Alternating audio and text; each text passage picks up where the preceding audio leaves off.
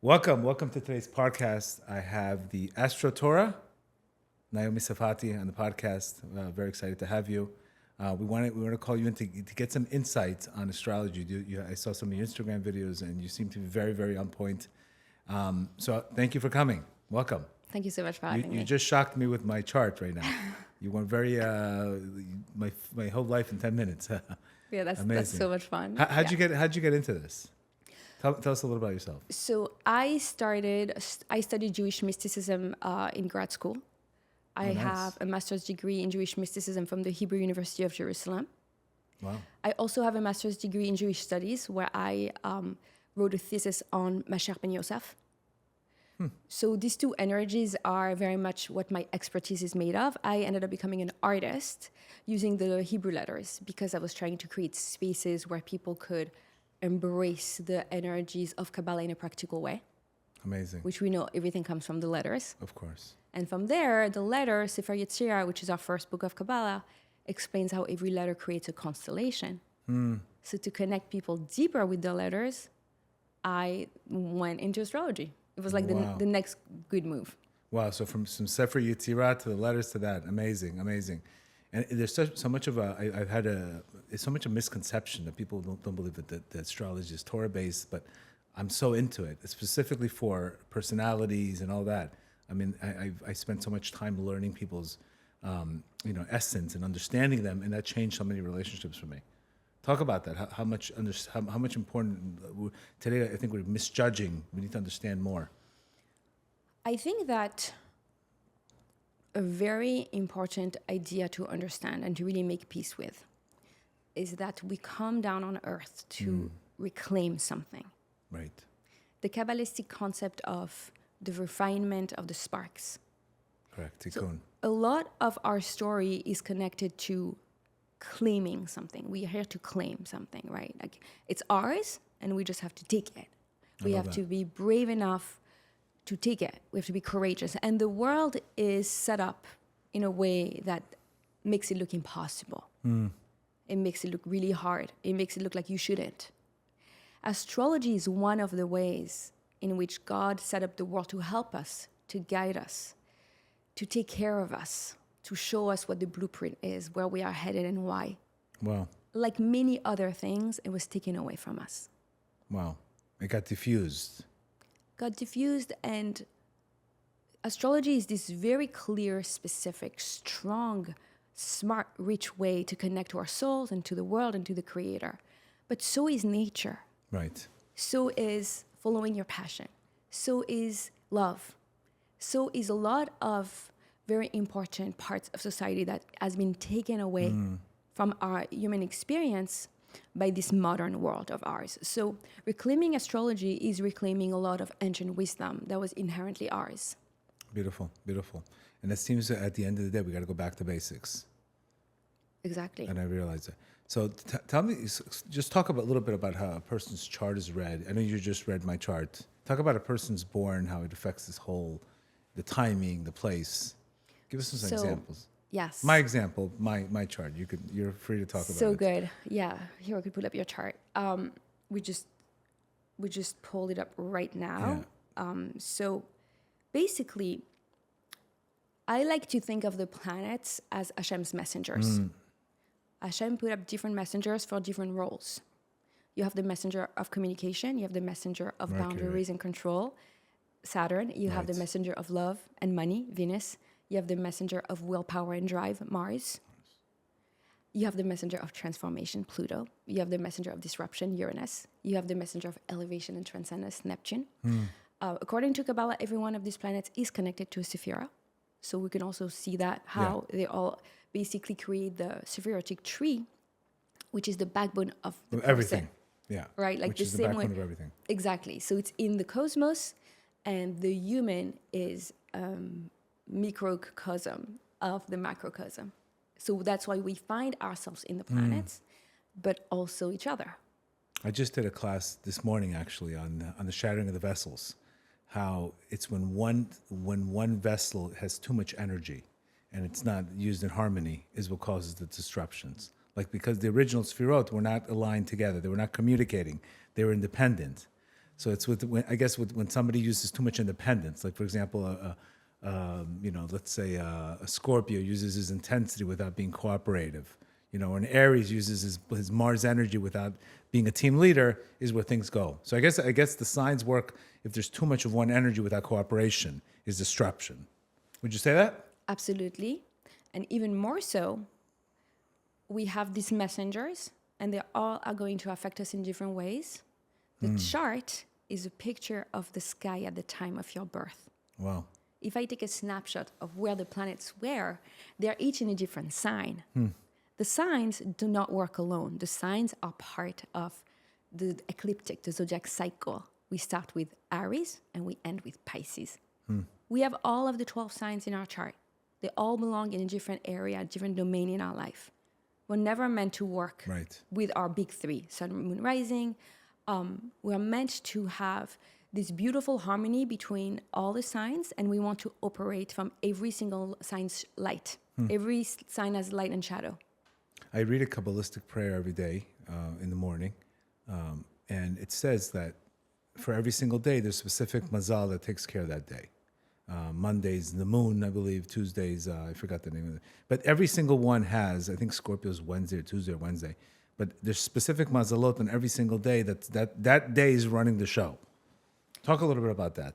So the way that I approach astrology is the way that I approach everything. Because obviously I can see it in a chart if someone has, let's say, a very strong Pluto-Virgo energy. Right. Pluto-Saturn squaring their sun. You cannot turn astrology into another weapon of self-sabotage and self-restriction, which people are happy to do. Correct. If you tell me today is ruled by Scorpio, I'm not going to leave my house. You just have a tendency, of course. Exactly. So which is why the concept of Ein Mazel Israel, the Jewish people, does not have a destiny or astrology powers. Right. What it means is we're never supposed to look up before we leave our house. We're supposed to know the energies of the day. But me, in my own sovereignty and my connection to the Creator, I know only good stuff's going to happen to me. So we have to be very mindful. Prepared. You're more prepared. You have to be prepared. That's why you have astrology in your life, because you know, for example, you're born on a Rosh Chodesh, right? Like the eve of Rosh Chodesh, right? So that's the new moon. So the moon is dark. It's an energy of being withdrawn and spending time alone and figuring out what's going on with you before being out in the world, before being too social. So it may not be the best day for a party. Right. But if there is a party, are you not going to go because it's Rosh Chodesh? Of course. Right? So that's why you have to be mindful. Like, yes, you need to have that knowledge. It's critical to know your birth chart. So the birth chart is the picture of the sky at the time of your birth. And you see where you have those messengers, right? The messengers of God talking to you, helping you for this life of yours. Are they in the sign of Libra? Are they in the sign of Aries? Are they in the sign of Scorpio? Where are they? How are they communicating? What are they saying, right? What's their message to you? And where we have the how, we have the what, and we have the where. Where in your life do you have those energies? So for you, we saw you have a stellium, which is a grouping of more than 3 planets in the 11th house. The 11th house is the house of Aquarius. So rebellion a little bit. Aquarius is the water bearer. It's the one who brings the water. I am going to quench your thirst. I am going to give you what you need. But it's an air sign. The water bearer Aquarius is an air sign because it's very mental.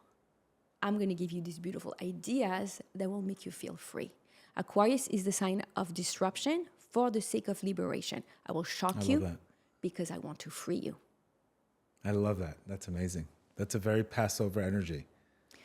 So what we learn about the water bearer, which then people, when people have questions, like where... Shock you so I can free you.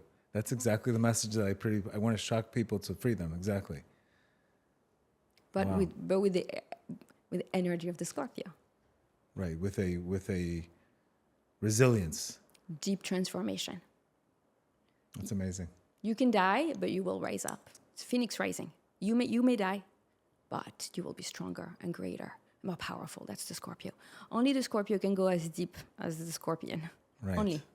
Right? But without the Scorpion energy, we never have the miracle of Hanukkah. They follow each other. Right. So we have the darkness, because in the darkness, the seed has to rot. And in the rotting, you can ask to speak to God. which Wow. is which is the whole point. Why? Because we know during Pisces season, which is our season right now, then we link the holidays with the astrological energies.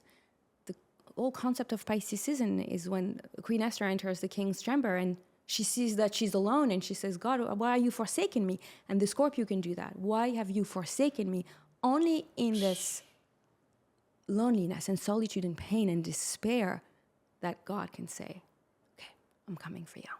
Wow. So it's a surrender energy, a raw surrender energy. It's a surrender. It's a deep, profound. As the name's called, surrender. Oh. That was the name of the book. Yeah. So aligned. Yeah, it's so aligned to my life because that's exactly. I've gotten to a point of either swim or sink kind of concepts, and at the end of the day, I definitely have rise, but the tests keep on coming and coming and coming.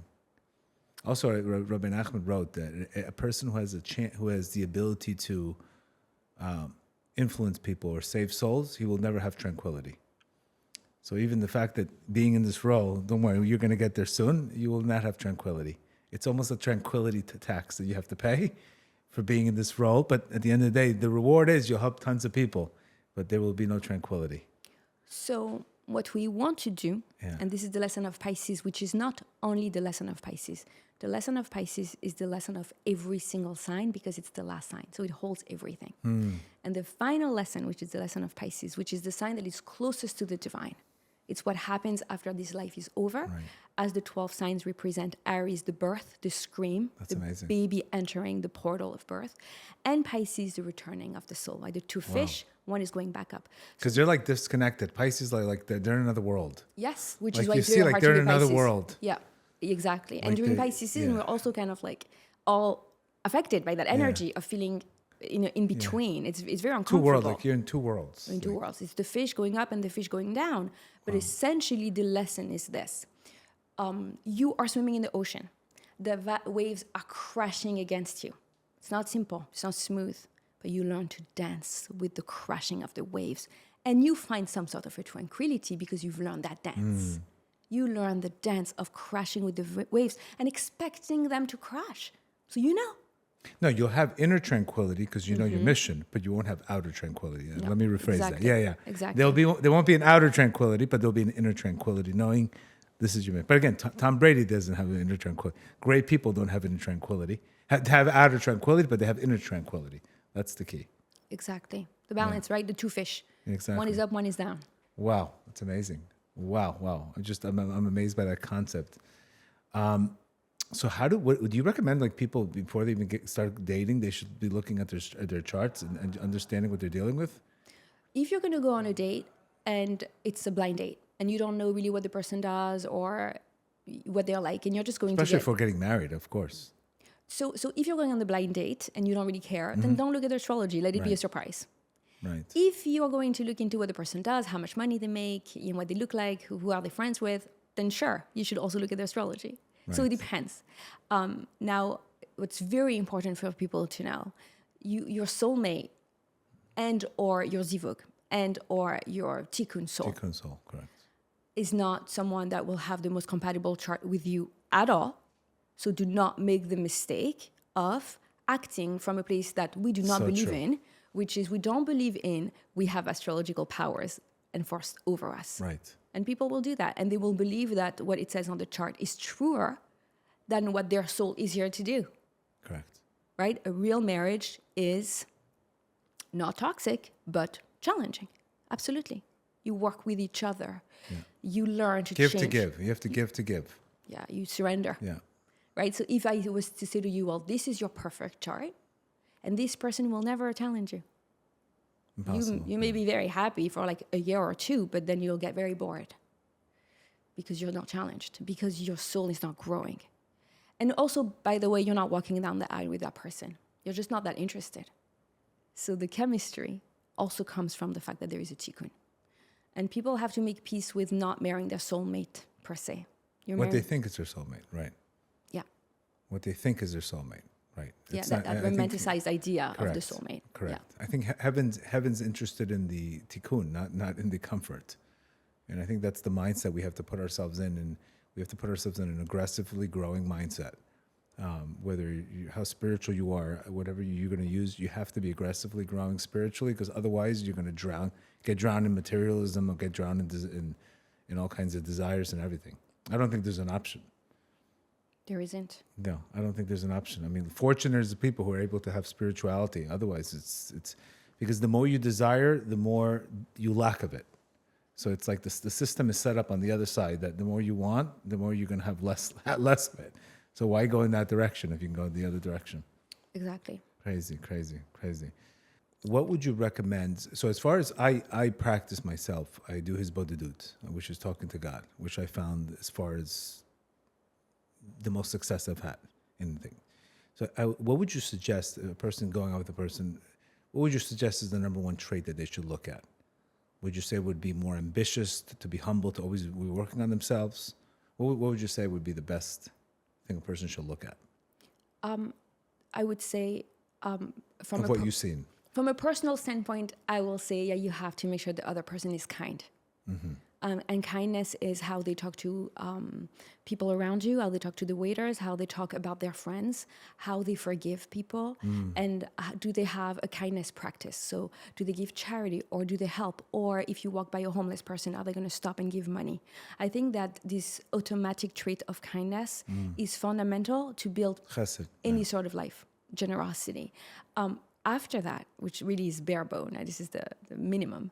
After that, it's very important to know, and this is what astrology can really help you with, to understand that you are not made like other people, and we all have unique needs. So if you look at your girlfriends, for example, you're a girl, you look at your girlfriends, and they are going for the guy that is ambitious and successful, and there is a number of money he has to make before they even consider dating them, a family, a status.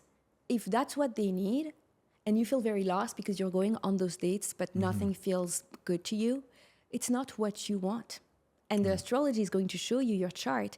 Some women are more masculine themselves. So they are the ambitious ones. They are the ones who are going after their inner drives. And they may want a man who is softer and kinder and more present, maybe less aggressive, maybe less ambitious.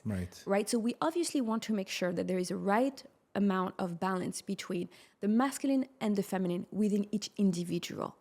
You cannot marry a feminine man. You need a man who's feminine and masculine. Correct. However, if we are to look at the elements of the chart and there is a good balance, then you can go for someone that your girlfriends or your mother may think is not the right kind of partner. I just spoke to someone last night. This is my soonest read that I did, the latest one I did. And I strongly, ferociously told this young girl that she had to go after this young man that her parents said that she shouldn't date. Because I can see for her, he is her soulmate. He is her person, and he's not perfect. But she can love him through it. And she has the capacity to love him, and she wants to love him through it. So our parents who are, they're doing their job, and I'm not taking that away from them, that's their job. But my job is to point her toward the direction of her soul. So I'm going to say very comfortably, nope, that's not what you're after. That's not the person you're dating. It's not the person who you're going to marry. Same for men.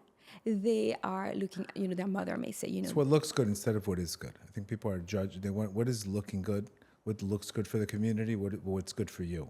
I think most parents don't have that. They're focusing on what looks good versus what is good. The ego wants to look good, what is good for you and your growth. And there's a lost art also of kids getting, married at 21 years old, not knowing what life is and growing together, versus people coming into relationships with the toothbrush and giving to receive, just coming to relationships to receive. It's such a lost art. And you could see how unfortunately dysfunctional society has been. Like nobody invests in each other anymore. Like it's a lost art. And it became, people have become, it's crippled society because of this. And again, we return back to the lesson of Pisces. And Pisces' ultimate message is that only love is real. Nothing else is real. And love, in the Hebrew word ahava, the root word of ahava is to give. Because it's only when you give, and that's a Capricorn lesson, when you invest time, money, and energy, that your heart can open. And you feel, well, this is my project. This is my baby. Let me be nourished. Exactly. Like, let me be nourished by the foundations I've just built. And love is giving and having an open heart. when people, and this is something we see in astrology, people forget to look within. They really look without. And when you're going to look without at what other people are doing, you're going to be so confused and so unhappy. Right. And you may do everything right, and you may, cross the things off your list and feel like something profound is missing, which is when people typically come to me. So I suggest people not to wait until they feel extremely confused. The astrology chart is a gift that God gives us. It's 100%, a manual. Yeah. It's a manual for our children also. I have parents coming, what kind of person should my son date? Let's look at his chart. Is he OCD? Does he have a lot of Virgo energy? Is he overly close to you, close to the mother? A Libra moon in the 7th house, because the son's will be very close to the mother, doesn't want to leave her, doesn't want to disappoint her. Does he have overwhelming fire energy? We need some water, he needs to calm down, he needs to be grounded. What are we working with? The astrology chart is a manual for this lifetime. Do not, don't miss it. Don't miss it, yeah. And it's again, it's for me, it's helped me with my kids. It's helped me with my wife. It's helped me with pretty much everything. Just understanding people, just understanding more. And I think that's really the key. Let's talk a little bit about some compatibilities. We know usually earth and water usually go together, and fire and air go together usually kabbalistically. Yeah. Let's do like a random, okay. like a call shot. Obviously, this is for the podcast, but yeah. What's going to good? So give us a little bit about each sign. Capricorn. Okay, so Capricorn is an earth sign. It's grounded, disciplined, hardworking. Shadow of Capricorn, workaholism, controlling, disconnected from their emotions, depression. Saturn, they're ruled by Saturn, right? Yeah, so very restricted. So Capricorn moon, when your moon represents your emotionality, is in Capricorn, it's a tough placement. And it's also great to see, this is tough. You have this and it's not easy. Let's quickly work with it. But they're hard workers. You could see LeBron James, like a lot of good, very successful people. I think Jeff Bezos is a Capricorn. You could see the drive, but the key is how's the happiness? The happiness is when they let go. The happiness for a Capricorn is definitely to get to the mountain top. They need to get to the mountain top. They have to keep their eyes on the prize, but they cannot forget that they are very deep themselves. Right. So if they want to, make that money or get that job or get the promotion or get that house, sure, you have to do that. Right. But don't forget your heart. Don't forget why you want it. Don't forget the emotions. Capricorn are very deep and actually very sensitive, but they hide it. Capricorn is a very deep sign. So don't forget that part, right? Your shadow would be to focus on just the climb. No, you need the climb, not getting rid of it. You cannot put a Capricorn on the beach for too long. He will lose his mind. Exactly. It's not the point, right? It's Tevet is Tohu also. There's a lot of chaotic, like a sense of urgency and anger in that month. If it's not instant gratifications, I find that Capricorns want things really fast. Like they have a hard time with patience. Capricorn is a modern Tohu. society. Yeah. It's corporate, work until you die. Don't be happy, have so much money to give nobody when you die. Lose your hair, but at least you had a good job and at least you were in the New York Times. That's Capricorn. That's our modern world. We have to be very careful with this world who says to us, New York City, wear tight suits, be uncomfortable, be unhappy, forget about your cycles. If you're a woman, you don't have a period. Just you have to put on those pants and you have to go to work and you have to hustle like a man. But what we know is our first commandment is to pay attention to the moon cycles. We are a cyclical people in a cyclical world. So when you forget about the cycles of a woman, which is, the epitome of the divine feminine energy, you forget about the world, you forget about God. So it's a Tower of Babel. Like you are building that tower, that skyscraper, you get the penthouse corner office, and then when you die, there is nothing to give to nobody because you didn't have time to have kids. You didn't do that. The most important thing, you didn't build your legacy. Capricorn wants a legacy. A true aligned Capricorn wants a long-lasting legacy. It's building an edifice. It's building the house of God. That's what Capricorn really wants to do. But if you look outside of yourself and you already have Capricorn tendencies, be very careful to go after the job and the graduate degree and the PhD and the postdoc for what? Are you happy? Exactly. Are you excited? Are you excited about the money or you're not even excited about it because you're not going on vacation ever? They missed the whole essence. Right? So every sign is teaching us something.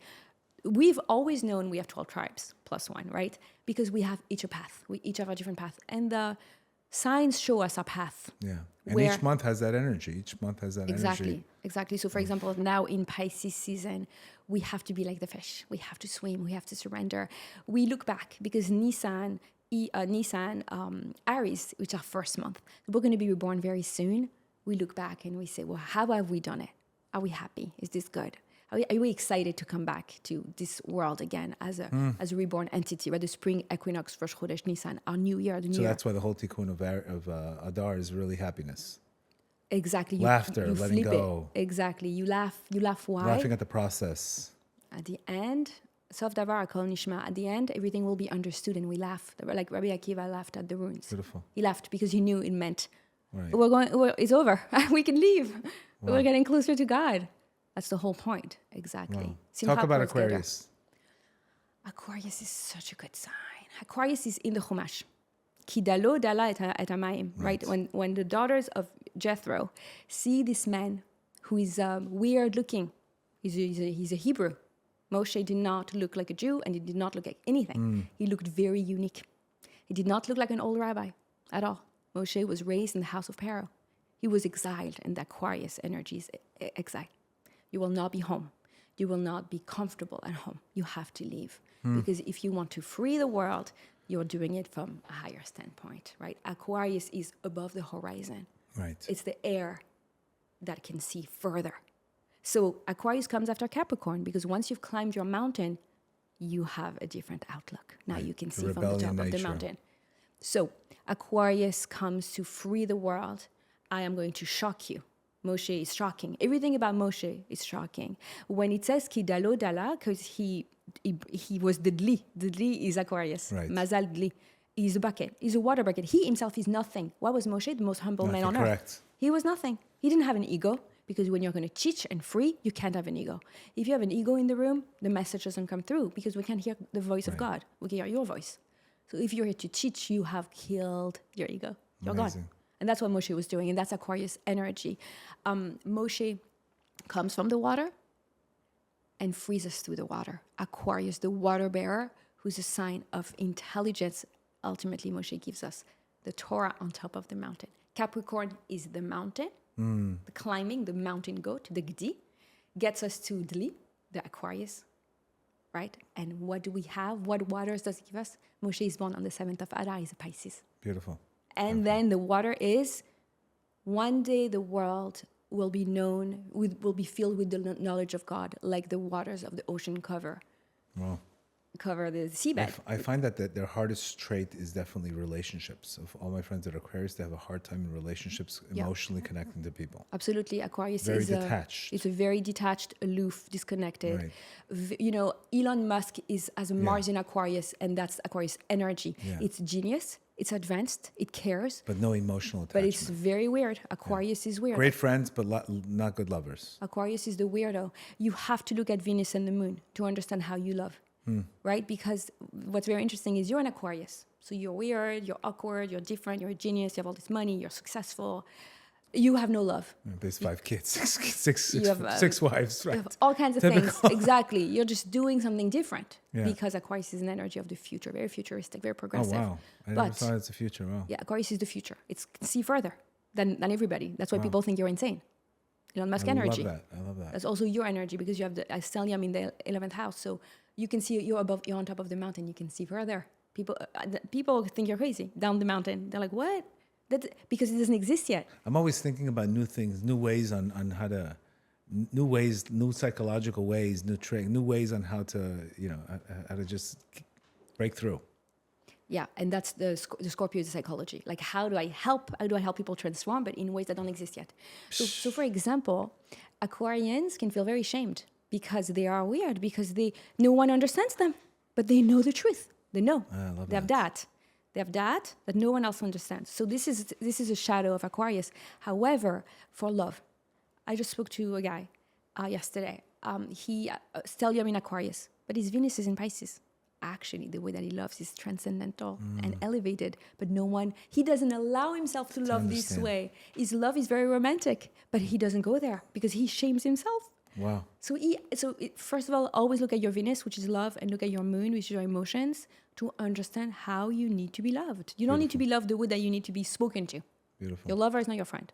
And also, how are you mothered? Because the moon is also how we were mothered, and how we can love others. So if you have Venus in Capricorn and you love like it's a job, like I have women I work with, and they love like it's a job. Or Venus in Virgo and you love like it's a sacrifice, like you have to die at the altar, you're the korban. That's right. then that's not love. You have to flip it on its head.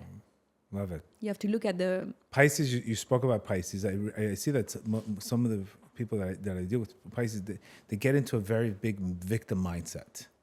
They can't. They when they get hurt, they go really hard. Like Scorpio, okay, I'll get you back. I'll go bigger. But Pisces, they bury themselves in the crying and the, again, not to be insensitive, but they're very sensitivity. Talk a little bit about that. The Pisces. So Pisces, we have to understand, is the end. So you have to think about the soul is ready to go back to its maker. It is done. I never heard that input. That's fascinating. What we know is that the soul comes back many times. And a Pisces has that energy of memory. I've been here before. Why am I here? They're so Why weird. am I here? Like weird. They're like, why is this happening to me? Why am I here? Yeah. Oh, you're a Pisces. You're here to finish the story. But if you don't understand that, you're going to ask, why me? Why me? Oh, it's too hard, it's so painful. Wow. You carry the oceans on your shoulders. Do you know that? This is what a Pisces needs more than any side. Very strong, embodied spiritual practice. Right. A Pisces is here to be a spiritual being.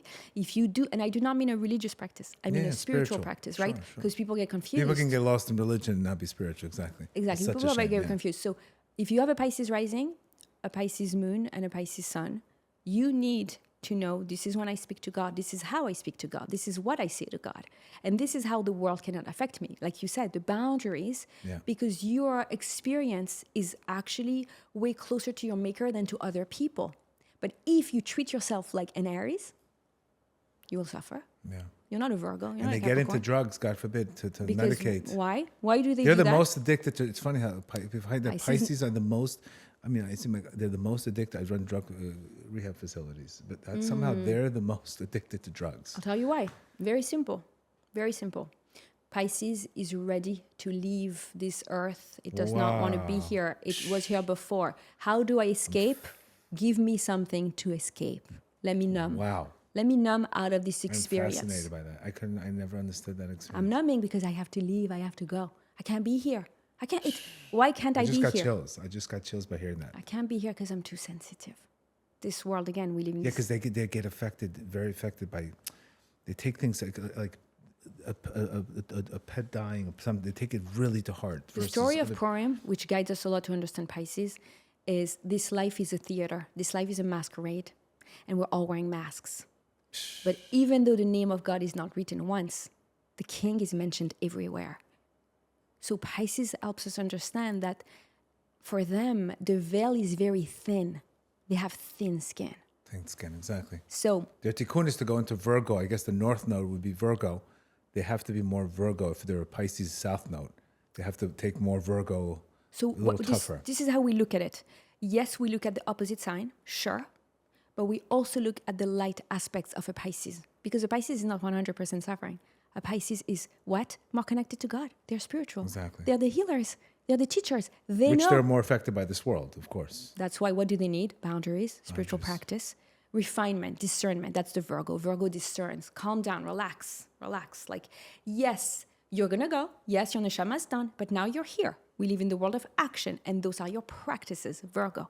This is how you're going to heal yourself first. Virgo is discernment, right? So we can't always just jump to the next sign. Sure, we can to see how you balance yourself out. But Pisces is magical. Pisces has thin skin. So yes, they will get hurt much quicker than other signs, than Capricorns, for example. They feel it all. And a Pisces rising, the rising sign is very important to understand how the person is astrologically made, because it's the portal of incarnation. When the soul comes through, it's not just coming through the sun sign and the moon sign or the Saturn sign. It's coming through the rising sign, which opens the door to the birth chart. If your door is this thin, magical, mystical mist, which is Pisces, you're always 1 foot in, 1 foot out. We're asking you to get good grades, to make good money, to get a nice car, to marry this kind of person. And you're like, what? I'm not here. I'm still there. So we have to take care of our Pisces. We have to give them so much space and so much love, and we have to let them be sensitive. Yeah. But let's bring you artistic practices. A Pisces is an artist. Pisces rising is life as artistry. What? I have to make magic out of this experience. Big givers, big give. Let's talk about Aries. Aries is the first scream. It's the baby that pushes through. The baby thinks it's gonna die, but it Raw comes energy. out, screams. Aries has no patience. Can't have patience. It's going somewhere. Blunt. Either you go or you don't, but it's going. It's not waiting for you. Cannot have patience. To lead, you can't make sure everybody's in. You just have to go. So an Aries is here to go. Aries is ruled by Mars, the planet of war, because this life is a battle. And Aries knows that. So Aries is the opposite of Pisces, right? Every sign gives us a completely different, Correct. very different, but it's still a follow-up, right? But it's also like this is an energy we need to take in for Aries when Aries comes in to take a sense of action. It's Passover. Let's go. Let's get out of Egypt. We have So to go quickly. It gives us that energy to start moving. It's the beginning. Without Aries, we have nothing. Wow. We don't have Pisces. But if we it's don't have... misused, it could become power. It could become egotistical. And this is why you want to look at your astrology, because people think, well, I'm just an angry person. Sorry. No. No, you're an Aries. So Yeah, you're an Aries, and you have to work on the shadow aspects of Aries: impatience, aggressivity, anger, rage. Being too solo. Yeah, being alone. Too much of a warrior instead of a team player. Exactly. Yeah. Yeah. That's Aries. I find that my tikkun in my south node is in Aries. My north node is in Libra. So I find that in my life I have to be more of a team player instead of being everything alone. And I found that has helped me tremendously. You're very comfortable being alone with your Aquarian energy. The Aquarius is the rebel, the disruptor, Right. the shocker, who is also in exile. With the Scorpio. Scorpio is happy underground. Don't talk to me. Nobody talks to me. I'm here. I'm busy hurting myself. I'm busy sabotaging. Stop trying to... Yeah, I'm out of sabotage mode. Yeah. Thank I'm God. Too busy. I'm way too busy Thank for God. that. Thank God. Right, but would you say, though, that this happened after a time where you were... Only when I became aware of a Scorpio did I start realizing, because I used to revenge 101. And now I'm pushing out Tomer Devorah before I wanted to put hits on people instead. So the same person now reading Tomer Devorah, the biggest mercy, forgiveness, used to want to kill people. So not kill people physically, but just anger and resentment. I'm going to get the last laugh. So without understanding this, I was a different person. I think they changed my social security number when I read Tomer Devorah. So it channeled everything about me, and that's where the growth happened when I went to massive forgiveness instead of massive anger and resentment and hitting the messenger. So I got where I am today because of all this, inner work. Mm-hmm. Amazing. Amazing, yeah. We're in Aries. Now let's talk about Taurus. I want to capture them all because I know everybody's going, you forgot this one, you forgot that one. Yeah, no, let's talk about the 12 signs. We could be here for hours, by the way. Taurus, ruled by Venus. Taurus is Iyar, Ani Hashem Rofera. Yes. Taurus is the sign of healing through nature, healing through beauty. When we look at our text, I'm AstroTorah, so it's always back to the words. Where is it in the text? We come out, so we come out of the birth canal, and now there are blossoms and flowers on the mountain, right? We're happy because we're in nature. Taurus teaches us you can only heal through nature, through beauty, through sensuality. It's a big part of being in the world. The shadow of Taurus. The Omers in Taurus. The Healing. majority of the inner work is on Taurus. Exactly. No distractions. Focus on this. We heal. We don't listen to music because we listen to the sounds of nature. I like to say, listen to the birds, and you pay attention. You're not distracted. You don't always have something playing in the back of your mind. You can hear your own voice. You can hear God's voice. Taurus is fixed earth. It's grounded. It's in this world. It's here to build something. The foundations of the temple are built in Iyar. Foundations. The negative part of it would be too much accumulation, too much owning, too much missing the whole point of the spirit. Not listening to nature. Yeah, the shadow aspect of Taurus, lazy, complacent, overly sensual, overly focused on the pleasures of this world, accumulating possessions like your life depends on it. Give me in a bubble, I'll see you later. Are very... very disconnected also because it's just like the bull is on its patch of grass. Yeah. I'm not moving anywhere. This is my place. Like, don't tell me to change. Don't tell me to exercise. I love my food. I love my comfort. That's the shadow aspect of Taurus. Yeah. And then we have... And they're comfortable with that. They're comfortable Well, that's the problem. They're very comfortable. They're too comfortable. Right? Like every side is going to feel very comfortable in its shadow side because that's where it comes from. That's what it knows. And that's why people will... But then we hit a dead end. And at the end of the day, you see, what would I do in my life? People are not happy. People are not happy. And the astrology shows you when the planets come back, like Uranus comes back and hits you. And you're like, I have to quit this job, leave this marriage. Wow. Oh, they will come back. You're not gonna So stay. so the planets are coming back to shift you if you're stuck. To align you back to yourself. So it's the bottom line is it's never good to be stable in one area as far as because you're always going to get a shift. If you get too comfortable anywhere, you're going to get a wake up call. So it's always good to be pretty much be flexible and be ready for change because change is going to come. Change is going to come. You always have to make sure you're aligning back to yourself, aligning back to the lessons of your soul. Don't align based on what is outside of you. Wow. Talk about Gemini. Gemini is the sign of the twins, the polarity. This is true and this is true. And sometimes, yes, sometimes both things are true. You're going to have to choose one though. And what we know is that Gemini, which is the month of Siva and which is the month of the giving of the Torah, Moshe gives one Torah and another Torah. The spoken word and the written word. And sometimes they oppose, sometimes they conflict. So I like to say there is the Torah that you learn and the Torah that you learn through life. Your own oral Torah. What have you learned? What are your experiences? What has God said to you? That's your oral Torah, yours, your own. Beautiful. And it's not to be confused with the written word that someone will say, well, it's not written here. It's not written here, but it's written here because I know.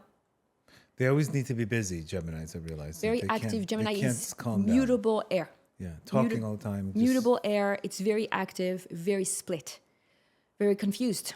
The shadow of Gemini is to be very confused, and it's the energy of being very influenceable and not sitting still and not making a decision. That's definitely the shadow of Gemini. Very talkative, very social butterflies. Our Geminis are butterflies. They really the Mercury, are fluttering. nervous, anxious. Yeah, Trump, Kanye. All Geminis. They're all Geminis. Bluntness. Very artistic because I can hear different ideas. Wow. And they're more, you say they're more flexible. They need to talk. They need to be in a relationship to talk. A Gemini sun needs to have room to grow and change and move. Don't marry a Gemini thinking he's a Taurus. And a Gemini moon, a girl with a Gemini moon needs to talk a lot, needs to process her emotions through her speech. Sometimes you meet people and they need to talk things out. Yes, that's a Gemini moon. She can send you 10-minute voice notes. Sounds like a Persian woman. Is that how they are? Is that how Persians are? Just kidding. We have to throw a couple of jokes in there. Let's do it. Let's do it. So so we're in Gemini. Let's go to Cancer. Cancer is ruled by the moon. The mother figure. Cancer, protective. Cancer is the moon, controlling. the nurturer, the protector, the lover, the giver, the homemaker. Would you say they're the moodiest sign? Moodiest sign. They're 100% the moodiest 100%. sign. Emotional bullies, in their shadow, they become the worst, the most cruel people because they know where it hurts and they will go there. Say it again.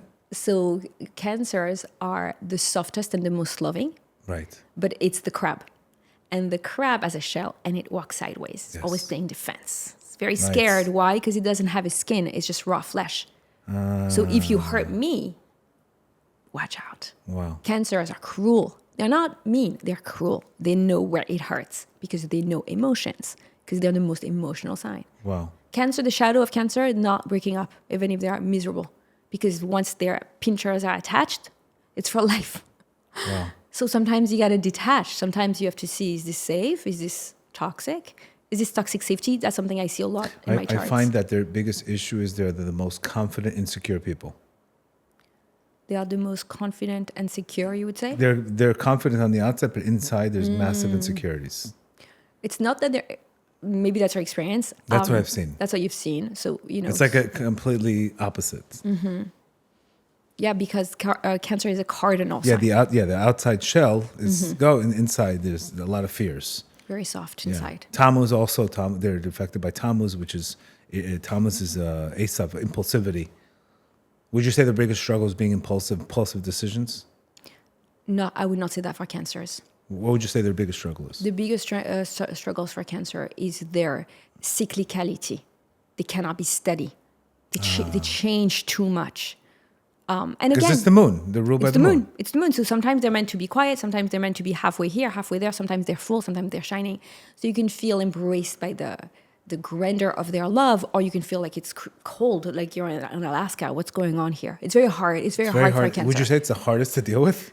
But you say that they're the best. They're the best mothers and the best. And fathers. Cancer men are very, very... Cancer men are loyal. A Cancer man will not leave you. unless you've really hurt him. Right. But Cancer man does not want a one night stand. It does not want to have a lot of people. It's not Venus Gemini. Venus Gemini needs a lot of relationships. Right. Cancer needs one person. So what's really hard for Cancer is how deeply they feel. So a Cancer could walk in and feel a little subtle change of your energy, and then they become really dark because they've taken that in. And somehow we're asking them to be strong and not care, but they felt it. It hurt them. So it's very, very, So it's they're very the most hard. also. So the fact that they could feel, they're probably very intuitive also. All the water signs are very, very intuitive. intuitive, yeah. Yes. So what a Cancer is going to do is going to take on someone else's emotions. So if you're in the room with me and you're a Cancer, your emotion becomes my emotion. Wow. Right? So it's very hard. So this makes them incredible mothers because they can really love their children. They have this unconditional love. They read the room emotionally. Well, how about if they're always absorbing other people's emotions? Yes. How about if their emotions are not? Say it again. How about if their emotions are negative? Do they influence others? Well, they struggle with emotions all around which is why then they will learn to get closed off. And sometimes you meet a Cancer and they act like a Capricorn because they've really lost touch with their emotionality because it was too painful. So if you meet a cold because that's the opposite. Yeah, so just transfers. They'll use it to as a drive in business or drive. But a very aligned Cancer is an amazing businessman because it reads the room. Beautiful. So he knows how to make the right deals. I think Elon Musk was a Cancer. I'm not familiar. So. I'm not familiar with their signs. I think he is. Yeah. Next. After Cancer, we have Leo. I have two twin Leos. Ooh. Yeah. A lot. That's a lot. It's a lot. So cute. They're adorable. So a Leo needs to be in its ego. Leo needs to shine. Leo needs to be put on a pedestal and be the performer. Leo is an artist, a creative. Leo really is the energy of the self. Yeah. I feel proud good and enough. pushy. Say it again. Would you say proud and pushy? Proud and pushy, most definitely. Not even pushy. There's only them. And they're not pushing nobody. It's just them. Yeah. Yeah. Big gifts. You have to. They need big gifts, not small gifts. Everything is big with the Leo. Leo is right. kingly. Grand. Leo is such a beautiful sign. Leo is when we turn from Aries, I am, Taurus, I have. So think about the person is being born and here I am, Taurus, here I have, this is my blanket, this is my mother, this is my sister. Gemini, I think. I'm here, I have, I think. Cancer, I feel. I feel, right. Leo, I create.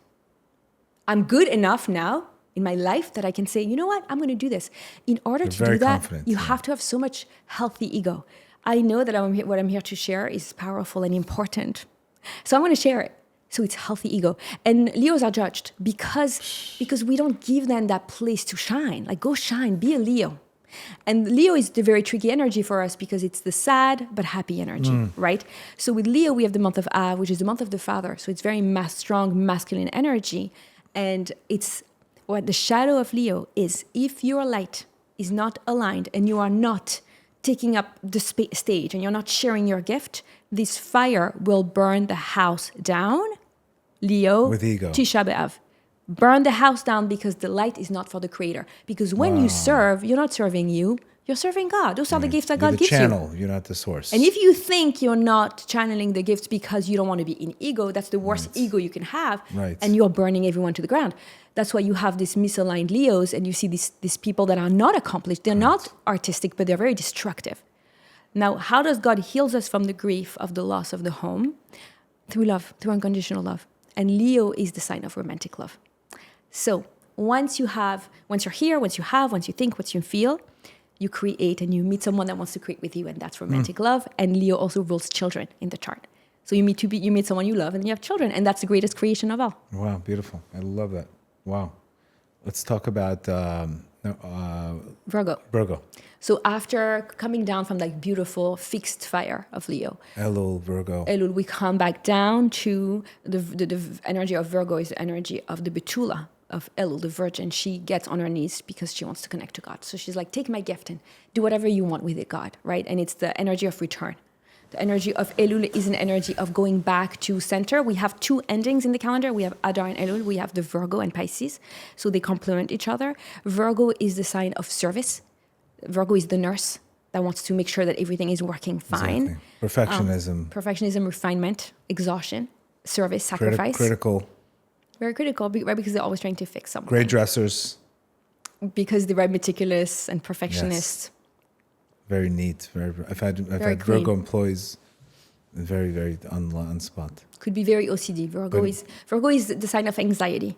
So obviously you want to look at Mercury in the chart, but typically a very strong Virgo signature will show up as anxiety.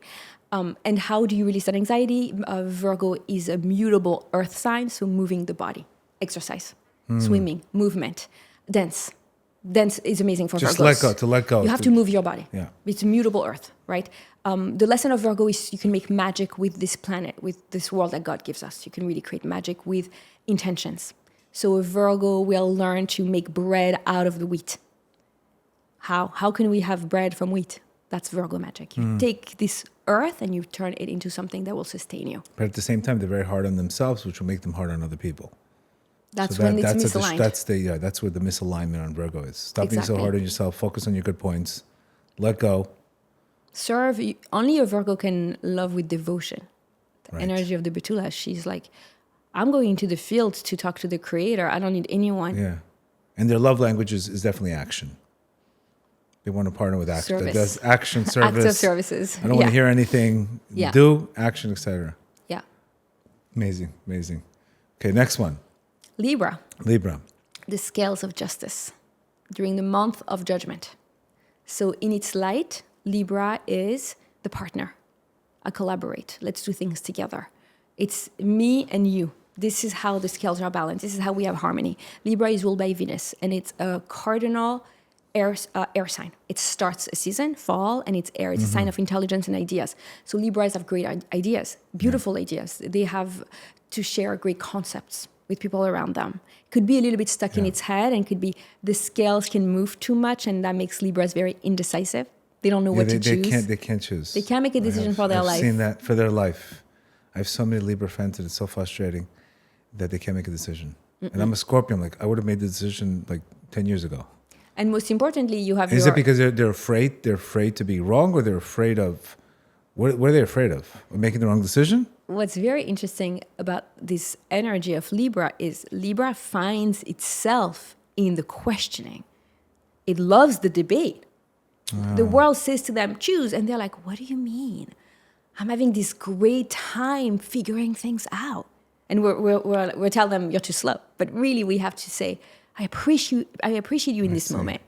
I can work with you. I'm going to work with you. So let's say somebody's single and they're a Libra. They're appreciating the single scene too much, and they can you can lose the whole. You can lose your whole partner. A Libra needs to be with somebody who's going to propose to them. Yeah, the other person has to make a decision. Yeah, that's okay. That's a Libra. Right. It's It's a good Libra if you're a signature. girl, but if you're a guy, then that's a problem. No, I'm talking about a guy. Because of course for a girl you have to propose. I'm talking about a guy. Yeah. I'm talking about a guy who cannot for his life make the decision. No, they Don't stay single forever because you can't propose. Be with a woman who's a little more masculine, who's going to say, let's get married. Oh wow, that's great advice. And then once you're married, That's a great advice. once you're married with time and wisdom and love, So funny because I always give my friends that you need a more aggressive girl, because somehow when they get easier girls, the girls that are going with the flow, they lose interest. So I always said you need a Moroccan girl to tell you what to do and give you a deadline. no deadline. and now I understand why. No deadline. Let's meet at City Hall. That's right. That's the deadline. Let's meet. Yeah, and I'll get my own Wow. ring on your credit card, but I'll get it myself. Wow. Right? Like, what are we doing? We need you to learn this lesson for 50 years? No. Get married, have kids, get a life, and figure it out. Wow. Right? That there's not one size fits all. And I thought I was blunt. You're super blunt. it's because I appreciate the bluntness. look at the chart. Yeah. God made us differently. Yeah. Don't work against yourself. Yeah. I got married 2 months after I was in quick decisions. That's it. And Libras will stay single forever, and you don't have to.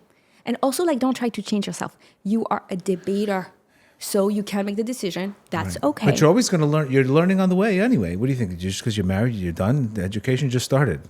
And That's then the whole point. Somehow, these people who couldn't make a romantic decision can make a very easy decision for their kids' education. Okay, now you're taking the lead. Amazing. Wow. Great. You know what I mean? Yeah. Man, so they need deadlines, I would say. No, I disagree. What do you think? Because the they need? deadline is going to paralyze them. even more. Really? And you're going to lose them. So the It's thing is gonna to be 10 get, steps you need back. the other person to make the move. A Libra is a partner. Get the right partner. Libra is the sign of partnership. It's the sign of collaboration. It's the sign of marriage. You cannot do it on your own. You need that person by your side. Wow. So get that Aries to keep you moving. Love it. Love it. Scorpio. Scorpio is the sign of death, of transformation, of destruction, the necessary destruction to get to the light, which really is an epitome of our life here on earth. We have to come all the way down in a world of darkness to bring the light back up. So this is the Scorpio energy of facing its darkness. A Scorpio, again, Mars, another Pluto. sign that really needs a spiritual practice, because otherwise Absolutely. it's going to be very bitter, very dark, very painful, very destructive, and destructing itself and everyone around them. So Scorpio is a tricky sign where it's the sign of solitude. These days are starting to get a little shorter. There is the energy of Libra, where there's communion with the divine. The ultimate communion of Libra is us and God. Those are the scales of the month of Tishrei, the 7th month. With Scorpio, retract Cheshvan. back. The flood happened in Cheshvan. So you have to Fixing be their home. sexual energy in Cheshvan has to be very careful. The need for relationship, but if it's distorted, it becomes the flood. Exactly. Wow. Yeah. Wow. And we'll finish with Kislev. Okay, let's do very fast. Kislev, Okay. Tevet, Shvat, Yes. Very fast. Kislev, Sagittarius, mutable fire, the fire of the miracle. It's the archer that's pointing towards the heavens, always looking up to God, optimistic, seeking, a beautiful, magical sign, the sign of miracles. The shadow of Kislev is to be a know-it-all. If you're a Sagittarius, you think you know more than anybody. That's not true. This life is meant to be Way experienced. too positive. Way too positive. Reckless, I would say. Reckless. You can never be too positive unless you're No, toxic. but they're unless toxic just. positivity. I find that the people they're just way too. They don't think anything's going to happen. Reckless. So they need to be more thoughtful. They just jump in, and next thing you know, Jump into the fire. Exactly. too much risk. Yes. Big gamblers. Yeah, they Gamblers. sometimes have too high hopes. Yeah. Tevet, Gdi, the mountain goat. The mountain goat we spoke about already. Yeah, we just spoke about Capricorn. Yeah. Capricorn, Aquarius, Yeah, Aquarius. we did it. Beautiful. You're amazing. Yeah. You're amazing. Honestly, this is you. it was such an incredible conversation, and it's so important that this is, by the way, Rav Kook says the highest form of tshuva is to know yourself, and the biggest sin in life is to neglect oneself. So you can see how important this is. Just the more we know ourselves, the more we're happier. The more we're in our mission. It changes the world. And the opposite, when we don't know ourselves, we don't have a mission, we're miserable, we want to take everybody else down. So this is part of having dat is building the temple. Not having dat is also destroying the temple. So it was amazing to have you, really. Thank you for having me. I think we'll definitely have to have a second conversation on relationships. Let's do it. Amazing. Great. Thank you.